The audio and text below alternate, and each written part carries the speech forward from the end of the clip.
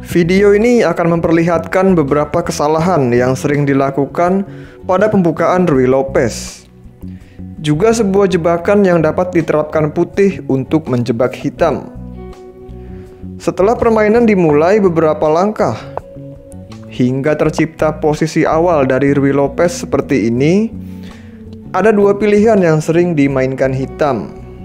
Pion ke A6 untuk masuk ke variasi klasik, atau kuda F6 sebagai pertahanan Berlin. Sekarang kita akan bahas terlebih dahulu kesalahan-kesalahan pada Ruy Lopez variasi pertahanan Berlin ini. Setelah putih rokade, kuda hitam langsung mengambil pion E4. Putih membuka posisi di tengah dengan pion D4.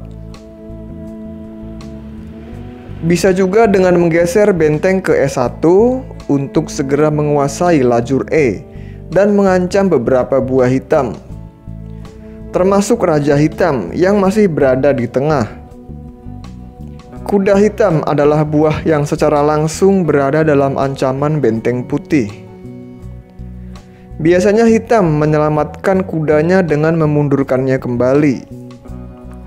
Jika hitam melindungi kuda ini dengan pion ke D5, itu merupakan kesalahan besar, karena selain lajur E yang masih berada dalam tekanan, kuda hitam di C6 menjadi terkena pin dari gajah putih. Putih bisa segera menang dengan memajukan pion D3, mengusir kuda hitam, dan setelah kuda mundur ke F6, putih langsung memakan pion hitam di E5. Perhatikan kuda hitam di C6 sedang ditekan dua perwira putih. Dan bersamaan dengan itu, putih juga memberi ancaman discover check dari bentengnya ketika kuda putih ini bergerak. Dan tidak ada cara bagi hitam untuk dapat mencegah ancaman putih ini. Kembali beberapa langkah ke belakang. Pilihan lain bagi hitam untuk menyelamatkan kudanya adalah memundurkannya ke D6 dengan menyerang gajah putih. Respon putih adalah dengan mengambil pion hitam. Dan jika kuda hitam mengambil gajah putih, kuda putih memakan kuda hitam di C6 sambil mengancam menteri dan membuka discover check dari benteng putih. Dan hitam pun akan kehilangan menterinya. Maka normalnya hitam akan memainkan langkah kuda makan kuda di sini, yang merupakan pilihan yang lebih baik. Putih sebenarnya bisa langsung balas memakan kuda hitam dengan bentengnya. Tetapi putih juga mempunyai pilihan lain yang lebih tricky untuk mengecoh hitam, yaitu kuda C3. Putih untuk sementara waktu menunda terlebih dahulu memakan kuda hitam ini. Namun pada akhirnya nanti kita akan melihat bagaimana putih dapat memenangkan permainan dengan cara yang lebih indah. Hitam pastinya tergiur untuk memakan gajah putih supaya kuda di D6 tidak menghalangi pionnya untuk maju.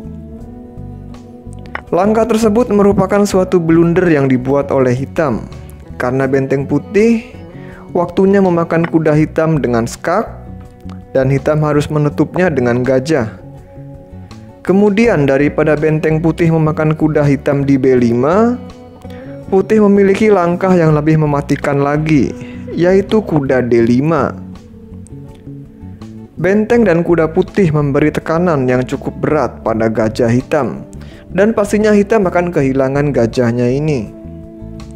Misalkan saja, hitam memajukan pion D6 untuk mengancam benteng putih. Benteng putih dapat langsung mengambil gajah hitam. Raja putih minggir ke F8. Di sini putih perlu berhati-hati dengan bentengnya ini yang berada dalam ancaman menteri hitam. Maka putih perlu memundurkannya untuk mencari aman. Sampai di sini putih telah berhasil membuat raja hitam terjebak di tengah, dan putih dapat melanjutkan serangannya.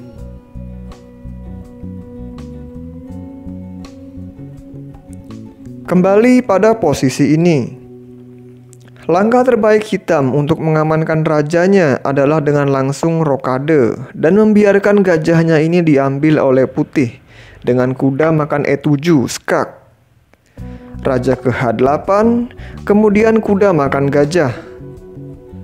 Dan pada langkah selanjutnya, benteng putih dapat memakan kuda hitam dan berakhir dengan keunggulan 1 perwira bagi putih.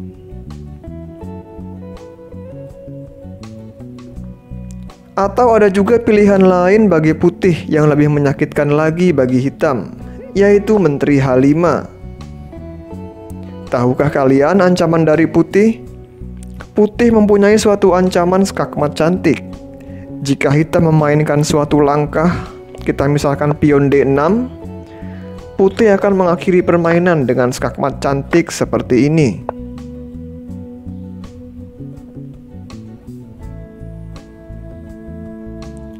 Atau meskipun hitam memainkan langkah pencegahan terhadap ancaman skakmat dari putih dengan pion G6, putih akan menciptakan ancaman skakmat lainnya lewat menteri mundur ke H4. Ancamannya adalah menteri F6 skakmat. Kalaupun hitam mencegahnya dengan memajukan pion ke F6, hitam tetap saja akan kalah dengan kuda makan G6 skak. Pion tidak bisa memakan kuda karena sedang dipin. Dan kemanapun Raja Hitam pergi, putih akan mengakhiri serangan ini dengan keunggulan material bagi putih.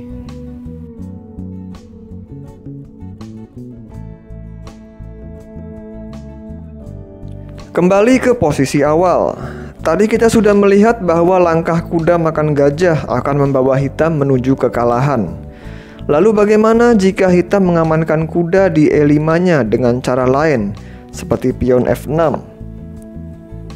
Putih hanya tinggal memajukan pionnya ke D4 untuk mendapatkan kembali perwiranya dengan memakan kuda hitam di E5 yang sedang dipin oleh benteng putih.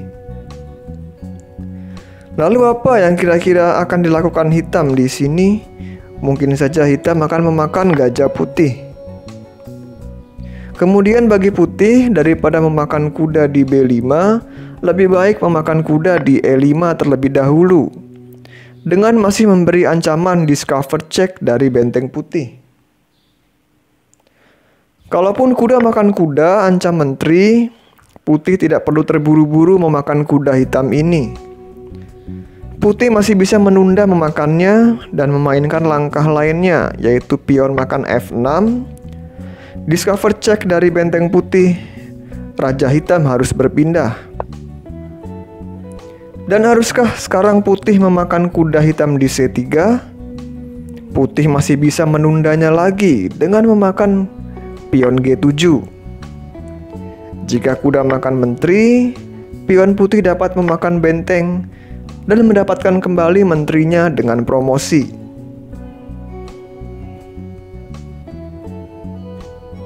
Sehingga pion putih di G7 ini perlu dimakan terlebih dahulu. Dan lagi-lagi di sini putih tidak perlu langsung memakan kuda hitam di C3. Putih masih bisa menciptakan ancaman yang lebih berbahaya lewat menteri H5 skak. Raja hitam mundur dan gajah G5 ancam menteri. Satu-satunya cara bagi hitam untuk menyelamatkan menterinya adalah dengan menutupnya lewat gajah F6. Lalu putih dapat menskakmat raja hitam dengan gajah H6. Raja hitam tidak boleh ke G8 karena ada gerakan benteng ke E8. Maka hitam harus menutup dengan gajah G7. Namun putih akan memperlihatkan sebuah langkah indah, menteri ke E5. Gajah hitam pastinya tidak bisa memakan menteri putih karena ada pin dari gajah putih. Dan jika gajah makan gajah, putih akan langsung memakan benteng hitam di pojok. Dan juga hitam akan kehilangan menterinya.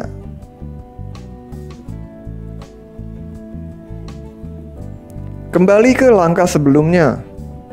Jika benteng hitam ke G8 untuk menjaga gajahnya, menteri hitam cukup melangkah secara senyap saja ke F5 untuk dapat menskakmat raja hitam.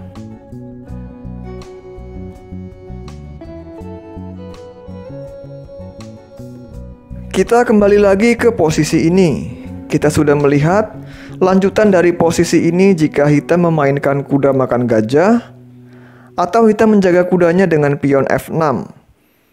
Sekarang kita akan mencoba melihat pilihan langkah lainnya yang dapat dimainkan hitam, yaitu gajah E7, yang merupakan langkah yang lebih solid bagi hitam untuk mempertahankan keamanan rajanya. Langkah yang akan dimainkan putih adalah mengambil kuda hitam dengan bentengnya. Putih kembali memberi ancaman kuda ke D5 untuk memberi tekanan pada gajah E7, sehingga hitam harus mencegahnya dengan cara secepatnya mengamankan raja dengan rokade. Gajah putih di B5 meskipun masih dijaga kuda dan benteng putih, tetapi sebaiknya jangan membiarkan kuda hitam memakan gajah ini, karena gajah ini merupakan gajah bagus. Apalagi posisi di atas papan terbuka sehingga gajah lebih bagus daripada kuda. Maka putih harus memundurkan gajahnya ke D3. Dan ini juga akan membuat kuda hitam di D6 menghalangi pionnya untuk maju. Pion putih di lajur D juga terhalang gajah sehingga tidak bisa maju. Namun penempatan gajah di D3 ini memiliki beberapa tujuan. Selain mendominasi pergerakan kuda hitam,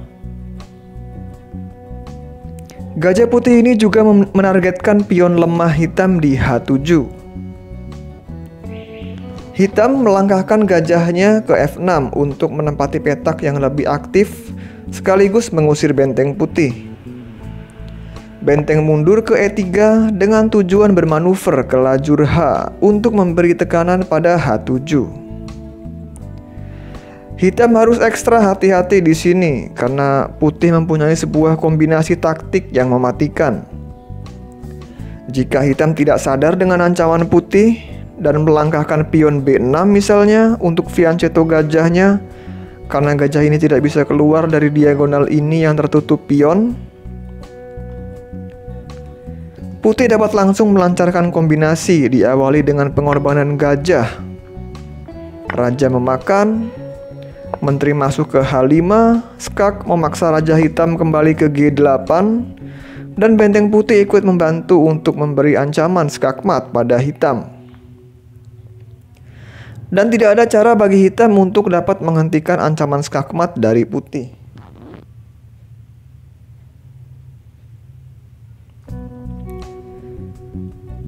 Maka hitam perlu melakukan pencegahan dari ancaman kombinasi putih tersebut. Hitam menempatkan bentengnya di lajur E, sehingga putih tidak bisa melancarkan kombinasinya, karena ada ancaman benteng hitam ke E1.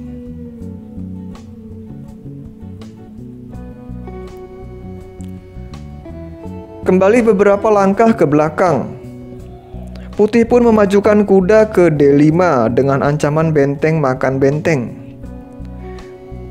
Menteri makan ke E8 dan kuda makan C7. Dan benteng hitam pun dengan segera memakan benteng putih. Putih balas memakan dengan pion D untuk membuka sedikit ruang bagi perwira-perwira putih. Hitam mengusir kuda putih yang cukup merepotkan ini dengan pion C6. Kuda ditukar gajah, menteri makan kuda. Pada posisi ini, walaupun putih tidak memiliki ancaman langsung pada hitam, tetapi posisi putih lebih unggul karena putih memiliki sepasang gajah pada posisi yang terbuka. Putih bisa membuka pion ke E4 dan mengembangkan gajahnya. Menteri putih juga dapat keluar dengan mudah ke petak-petak yang diperlukan baginya. Sedangkan hitam selain tidak mempunyai sepasang gajah, dua perwira hitam yaitu benteng dan gajah juga masih kesulitan berkembang karena tertutup pionnya, sehingga posisi hitam menjadi lebih buruk di sini.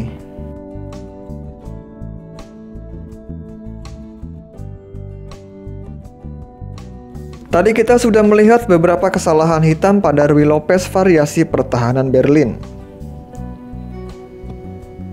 Sekarang kita akan mempelajari sebuah jebakan yang dapat diterapkan putih untuk menjebak hitam pada Ruy Lopez variasi klasik. Setelah langkah pion A6, setelah gajah mundur ke A4, kuda F6. Di sini langkah utama putih adalah rokade. Namun putih akan mencoba menjebak hitam dengan menteri E2. Putih memberi ancaman gajah makan kuda, dan kuda putih makan pion E5, sehingga hitam memajukan pion B5 untuk memundurkan gajah putih ke B3. Gajah hitam ke E7 untuk bersiap rokade. Kemudian putih membuka lajur A dengan pionnya ke A4.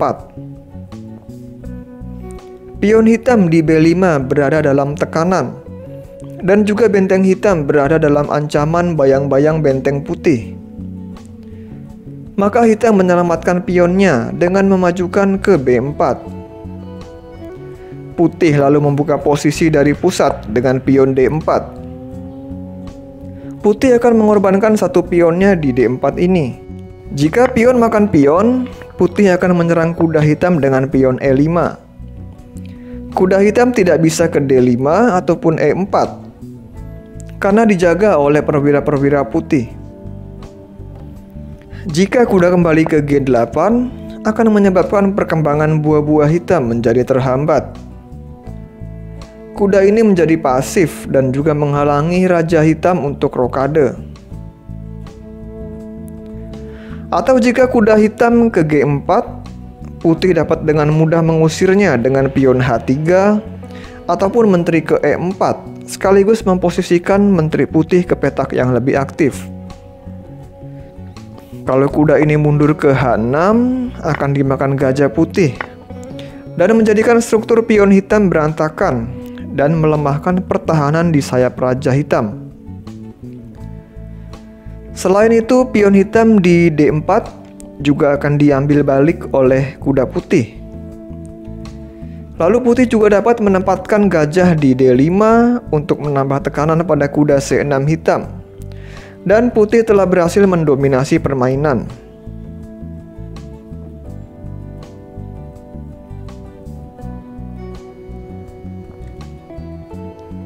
Kembali ke posisi sebelumnya. Setelah langkah pion D4, bagaimana jika hitam merespon dengan pion D6 untuk menjaga pion E5?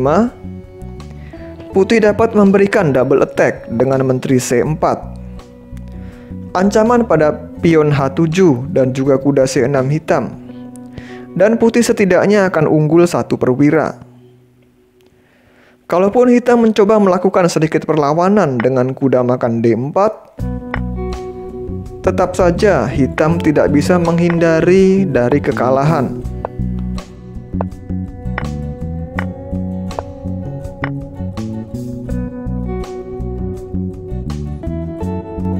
Sekian pembahasan pada video ini, semoga memberikan manfaat bagi kita semua.